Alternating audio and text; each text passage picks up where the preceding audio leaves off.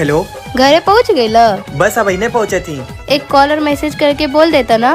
वो कहा ना, आदत ना हमें सब का। तो आदत डाल ल। अच्छा बेबी सॉरी, अब हम कह देब कॉल। हाँ ये भइल ना बात। वैसे अच्छा लगल हमके। का अच्छा लागल? अच्छा लागेला हमरा कि तू हमारा पे हक जतावे लो। तू हमार हव तो हक का पड़ोसी पर जताई। अरे ना बिल्कुल नहीं, तो हार हक बा।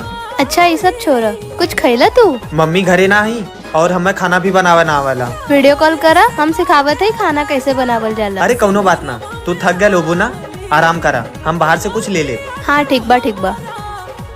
कुछ कहला का तू? नहीं, हम तो कुछ ना कहनी है। अच्छा हमके लगला आई लव यू बोलला तू।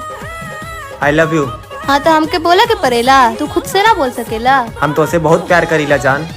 हर एक मुस्कान हमारे सोना